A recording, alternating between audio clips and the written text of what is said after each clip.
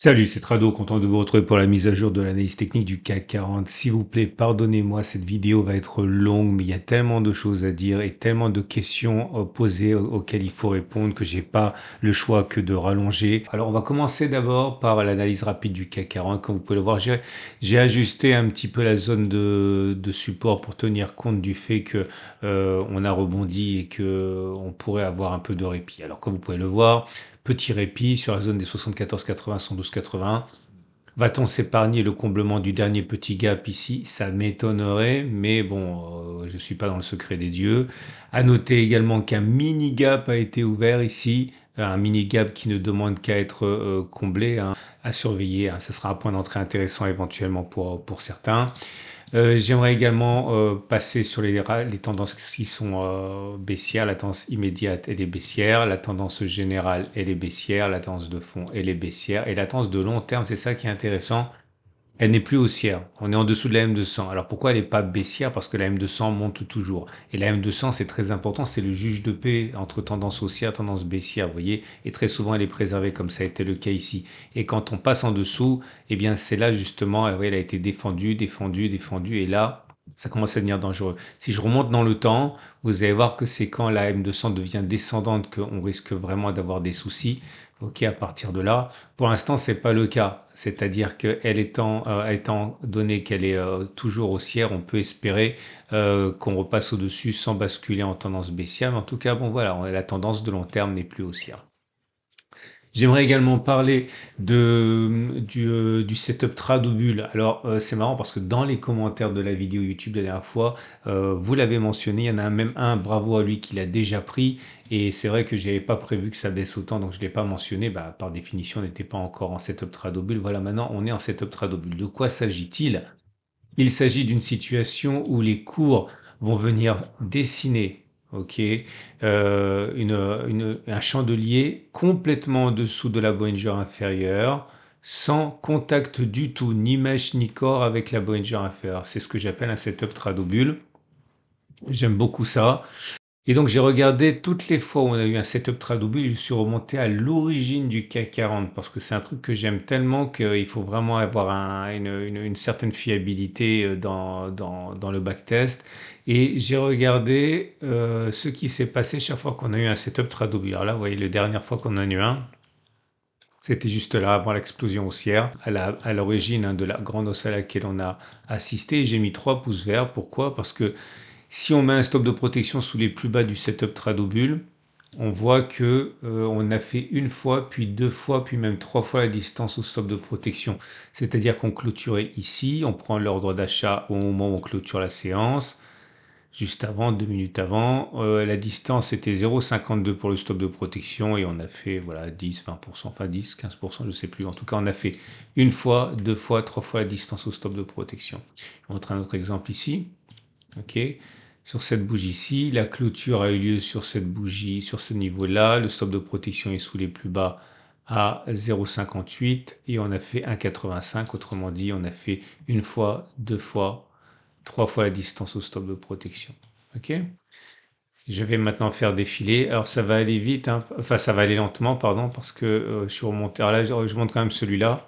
Vous voyez, la setup a lieu ici. Et on a fait une fois la distance au stop de protection, puisque le stop de protection il était en dessous, là ça veut dire à 0,55. Au mieux on a fait 0,93 là, mais on n'a pas fait deux fois ni trois fois la distance stop de protection avant de déclencher le stop de protection ici. Ok. Donc voilà, je vais faire défiler tout en sachant que je suis remonté jusqu'à l'origine du CAC 40 pour avoir. Là, j'ai encadré parce que des fois, vous voyez, on touche, mais on ne clôture pas en dessous du stop de protection. Donc ça, j'ai compté ça comme un triple échec, mais certains voudront mettre un stop de protection en clôture et pas simplement en touchette. Hein. C'est arrivé quand même pas mal de fois, ça s'est produit aussi ici. Ok. Donc je dis que je remonte jusqu'à l'origine du CAC 40. C'est un peu long, mais c'est le prix de l'exhaustivité.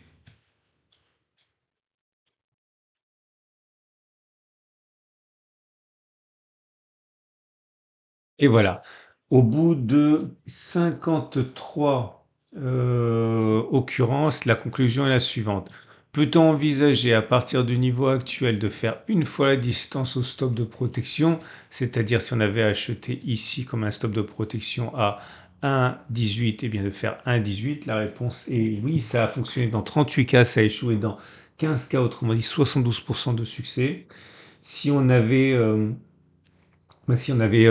risqué 1000 euros par trade, par exemple, ou 100 euros, ou 10 euros, ou 1000 euros, hein, c'est juste pour l'exemple, on aurait gagné 38 fois 1000, 38 000, on aurait perdu 15 fois 1000, 15 000, 38 moins 15, on aurait gagné 23 000. Est-ce qu'on peut envisager de faire deux fois la distance au stop de protection? Donc viser pas 1,18 mais le double de 1,18, de 36. La réponse est pas vraiment.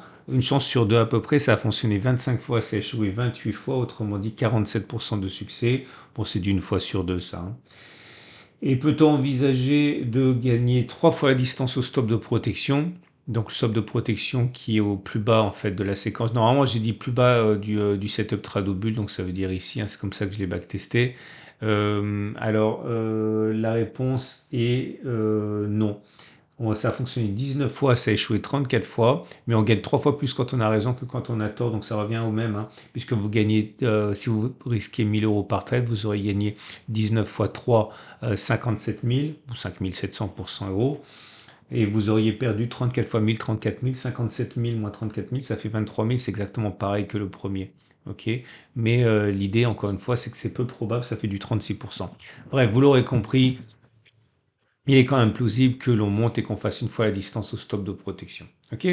Maintenant, sans plus attendre, je voudrais aller voir avec vous les questions qui m'ont été posées parce qu'elles sont super intéressantes et que ça mérite vraiment de s'appesantir sur ça. Avant cela, je vous rappelle que Alexandre Baradez et moi avons tenu dans le cadre du concours IG un webinaire ce matin.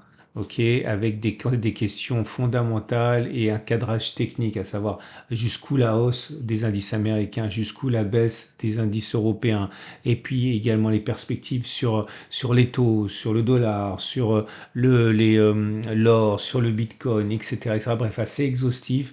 Vous avez un lien en dessous de la vidéo pour visiter ça. C'est vraiment très intéressant ce qu'il a fait, Alexandre. Ensuite, le concours IG a été lancé. J'ai mis en dessous de la vidéo le lien. J'ai fait le concours l'année dernière. J'ai mis le lien vers le bilan de ma performance sur le concours de l'année dernière, la performance donc sur les 4 jours du concours. J'ai intitulé ça Comment ne pas gagner un concours de trading. Et ça pourrait vous intéresser vraiment. C'est également en dessous de la vidéo. Et maintenant, je vais revenir aux questions qui m'ont été posées, qui sont de grande qualité. Alors, la première question qui m'a été le premier commentaire qui a été posé, c'était celui-là. C'est Trado, tu t'es trompé juste parce que tu ne tiens pas compte du tout de l'analyse fondamentale. La réponse simple, courte, c'est oui. La réponse compliquée, c'est pourquoi tiendrais-je compte de l'analyse fondamentale lorsque je suis en mode de trading systématique? Ou encore, si vous préférez, il y a toujours une spécificité. Ça peut être les tensions en Chine, ça peut être les tensions aux États-Unis, ça peut être les tensions au Moyen-Orient, ça peut être telle ou telle intervention de tel ou tel banquier central. À chaque jour, à chaque moment, il y a une spécificité. Si on embrasse l'idée d'un trading systématique, on n'a pas normalement à tenir compte des fondamentaux. Donc oui, j'assume que si j'avais anticipé que le camp macroniste prenne une telle dérouillée que Monsieur Macron décide la dissolution, eh bien peut-être effectivement que je me serais pas fait stopper, mais en tant que défenseur, hein, d'un trading systématique, je ne vois pas trop comment je pouvais changer mon fusil d'épaule tout en gardant une certaine crédibilité, hein. C'est l'idée. Deuxième chose qui a été intéressante, euh, euh, alors,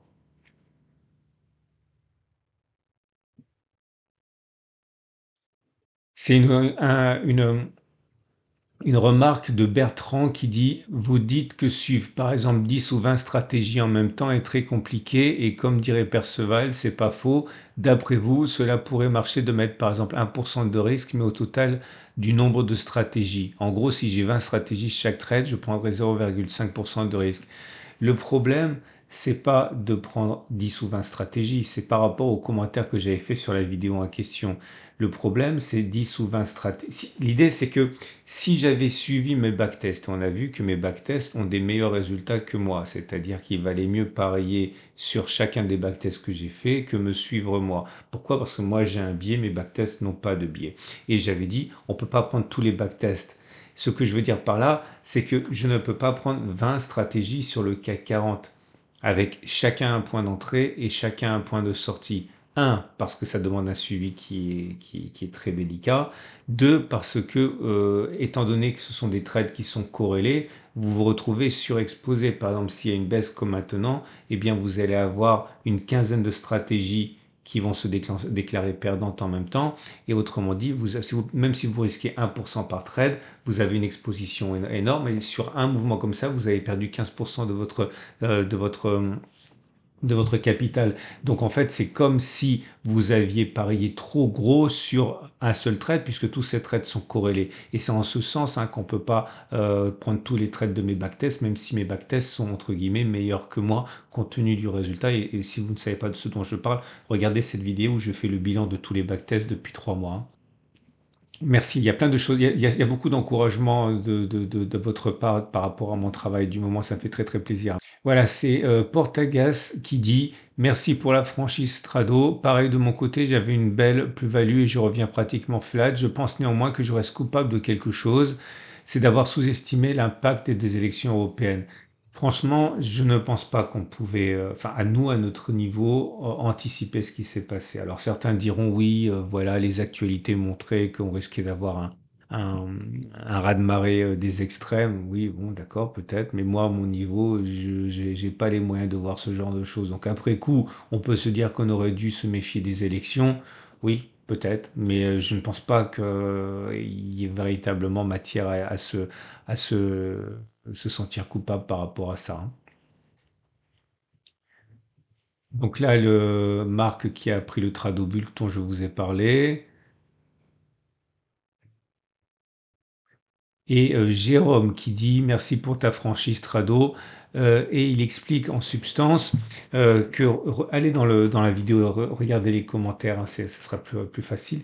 Il dit qu'en fait, c'est très difficile de devenir riche avec le trading quand on voit la manière dont moi Trado, eh bien j'ai une mauvaise série.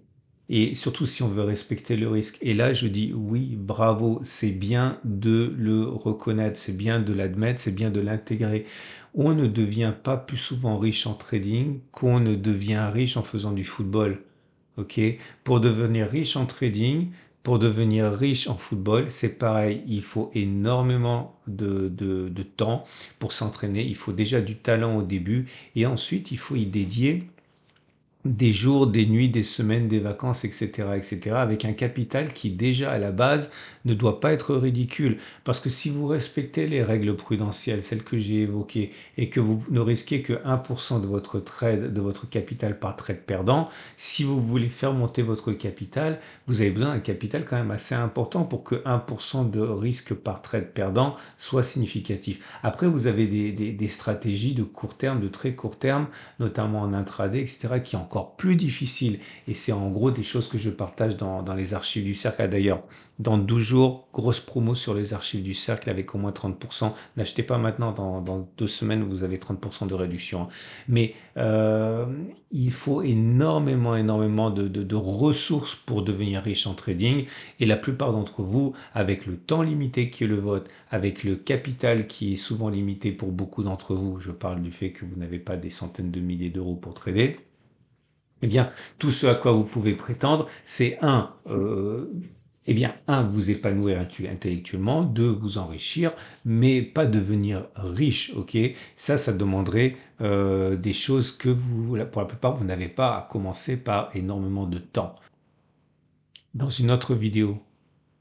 Oui, voilà. Ça, c'est la dernière que je veux voir. Marco. Marco dit, attends, mais c'est normal que tu te sois planté en substance parce que tu étais sur une résistance. Le problème, et c'est la dernière chose que je voulais évoquer, c'est que au moment où j'ai testé ces stratégies, au moment où j'ai fait le backtest, j'ai pas regardé si on était sur un support ou une résistance. Donc dire non, tu n'aurais pas dû acheter parce qu'on était sur une résistance, c'est intégrer une dimension qui est subjective. Et puis surtout, vous prenez un signal classique. On va prendre, allez, le MACD. Ok, regardez. Je vais vous montrer, c'est assez significatif. Alors attendez, voilà. Lorsque le MACD se déclenche, on est très souvent sur une résistance, au contact d'une résistance. Regardez ici, là, ok. Le signal s'est déclenché ici, on était au contact de la résistance orange. Lorsque le signal s'est déclenché ici, là, on était au pied de cette résistance, juste en dessous, ok. Lorsque le signal s'est déclenché ici, là, on était au contact ou quasiment en dessous d'une résistance. Ce que je suis en train de vous dire, c'est qu'il y a énormément de signaux techniques qui se déclenchent, même la plupart des signaux techniques qui se déclenchent, on est au contact d'une résistance parce qu'on a rebondi, on est déjà loin du support et on est au contact d'une résistance. Donc, j'ai pas rendu subjectif mon backtest, en regardant s'il y avait des supports et des résistances. Et deux, la plupart des signaux techniques qui se déclenchent se produisent près d'une résistance et on fait le pari qu'on va le casser. La seule façon d'éviter ça, c'est les stratégies de type breakout, c'est-à-dire que vous achetez la cassure de résistance ici. Ok, c'est notre façon de faire, on en a parlé. Ok, et à partir de là, je vous rappellerai au passage que ce trade, si ma mémoire est bonne, qui était perdant, c'était sur un breakout, c'était sur une cassure de résistance. Je crois que j'étais rentré à peu près ici. Mais je ne suis pas formel, hein. Donc voilà, c'était une remarque très intéressante, mais voilà ce que j'avais à dire. Bon, je suis désolé, c'est vraiment trop long. On va tout de suite passer au trade du jour. Si vous êtes haussier, vous avez le setup trado bull. Si vous êtes baissier, je pense que vous pouvez spéculer à la baisse, mais peut-être pas sur les niveaux actuels. Attendre cette zone de résistance ou cette zone de résistance et parier sur un retour sur le plus bas. On a aussi un ramier haussier ici, donc j'ai oublié de mentionner. Voilà, je suis désolé, ça a été super long. Excellente journée. Je reviendrai sur certains points qui ont été élaborés. À vous maintenant, si ça vous intéresse, de regarder le webinaire qu'on a fait avec Alexandre Baradez, d'écouter le bilan de ma participation au concours de trading de l'année dernière. Le lien est en dessous de la vidéo pour les deux. Et 3, vous avez plein de choses qui vous attendent également dans les vidéos du week-end. Et 4, allez regarder les questions qui ont été posées dans la vidéo précédente et la vidéo précédente où justement, visiblement, ça vous a apporté beaucoup de grains à moudre dans votre problématique, hein, puisque toutes les questions découlent de ça, avec notamment le bilan des backtests. Hein. À demain pour la mise à jour.